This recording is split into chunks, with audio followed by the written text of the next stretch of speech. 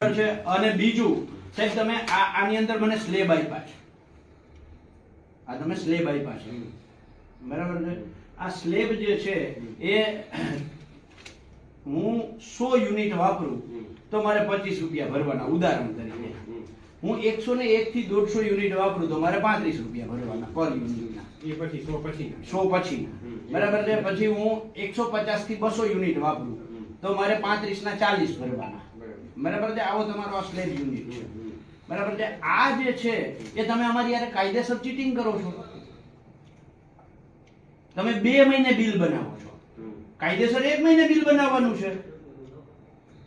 1 મહિને મારો 100 યુનિટ નો વપરાશ થાય, 2 મહિને મારો 250 યુનિટ નો વપરાશ થાય, એટલે મારા યુનિટ વધ્યા, યુનિટ નો જથ્થો વધ્યો, એટલે હું જે 25 રૂપિયા વાળા સ્લેબમાં હતો ત્યાંથી ડાયરેક્ટ 45 રૂપિયા વાળા સ્લેબમાં જતો રહ્યો। નહીં એવું કઈ નથી, એવું જ થાય ને, 2 મહિને ને 1 મહિને બિલ બને તો યુનિટ નો ટોટલ જે છે જથ્થો, એ લોકો છે ને એ લોકો એ રીતના કરે છે કે 2 મહિના હોય પણ એ કન્સિડર 1 મહિના પ્રમાણે કરીને ના ના એવું ક્યાંય કરતા કે નથી। તો તમે દર મહિને બિલ શું કામ નથી બનાવતા? તો તમે દર મહિને બિલ શું કામ નથી બનાવતા? અમુક કેટેગરી છે એનું બાય મંથલી બને છે, અમુક મંથલી બને છે। હા પણ તો અમે 2 મહિને અમારું ઘર વપરાશનું બિલ 2 મહિને બનાવી અને આ સ્લેબમાં મારા બિલના ટોટલ યુનિટ વધે એવું તમે કરો છો, અને ટોટલ યુનિટ વધે એટલે મારો જે સ્લેબ છે સ્લેબ ચાર્જ ઉપર વયો ગયો। આ તો તમે અમારા ગ્રાહક હારે છેતરપિંડી કરો છો કાયદેસરની। એનું તો કેવી રીતના ગણતરી કરે ને એવું તમને આપીશ તમને, અમારું છે કે આ જે તમે યુનિટ નું કહો ને બાય મંથલી ને મંથલી એ કન્સિડર કરવાથી કોઈ ફરક નથી પડતો। અરે ફરક તો પણ નથી પડતો તો મહિને ને મહિને બિલ બનાવો ને તમને શું કામ ભાઈ? તમે એનાથી 2 ફાયદા કરો, એક તો તમે એ કરો છો કે અમારા સ્લેબ ઉપર વયા જાય એટલે તમને વધારે પૈસા મળે, અને બીજું દર મહિને બિલ બનાવવાનો તમારો જે ખર્ચો છે એ 50% તમે ખર્ચો ટાળી નાખો છો।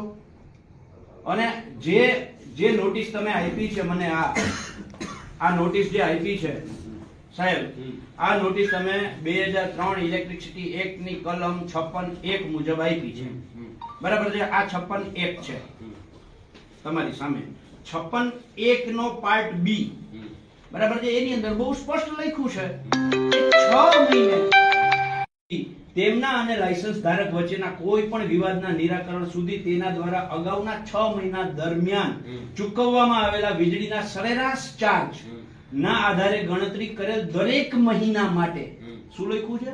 દરેક મહિના, દરેક 2 મહિના માટે નહીં, દરેક મહિના માટે તેમના પાસેથી બાકી રહેલ વીજળી ચાર્જ જે ઓછું હોય તે, બરાબર છે।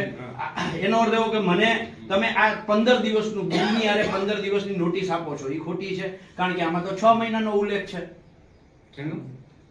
2003 ની કલમ 1 એની પેટા કલમ બી ની અંદર છે કે 6 મહિના, બરાબર છે, અને એની અંદર લખ્યું દર મહિને, એટલે 2 મહિને જે તમારે ક્યારે કે જ્યારે કોઈ ડિસ્પ્યુટ થાય, હા ડિસ્પ્યુટ થાય ત્યારે તો એમાં દર 2 મહિનાની એવરેજ કાઢવાનું કામ નથી કહ્યું, દર મહિનાનું બિલ કાઉન્ટ કરો, એટલે બહુ સ્પષ્ટ છે કે તમારે મારું બિલ દર મહિને બનાવવું પડે।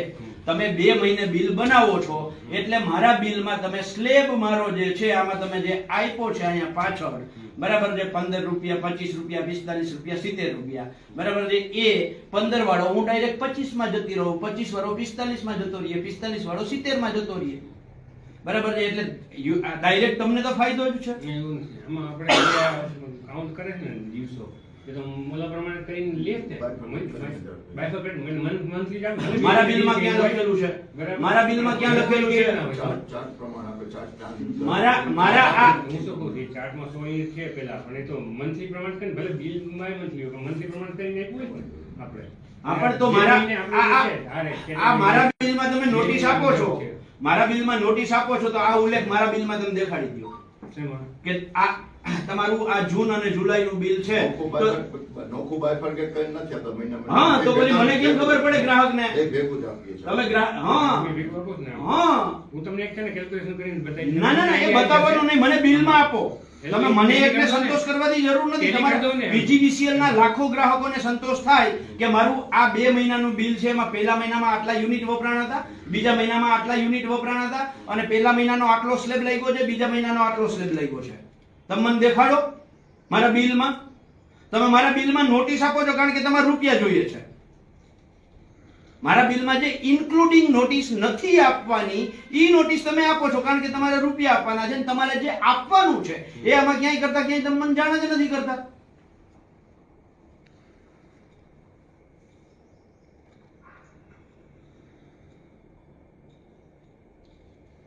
માથાકૂટ ના કરો, રાતના 12 વાગ્યા સુધી બિલ ચેક કર્યું છે મેં. નથી એમાં.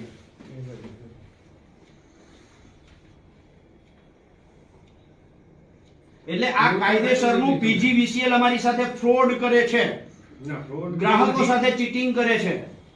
ફ્રોડ કરે એવું નથી. તમે જે કહો છો ને એ હું ચર્ચા કરી લઈશ. તમને કઈ આ તો બતાવી દઈશ. તમે સોલ્વ કરી નહીં, નાખીએ. નહીં, બિલની અંદર આપો તમે.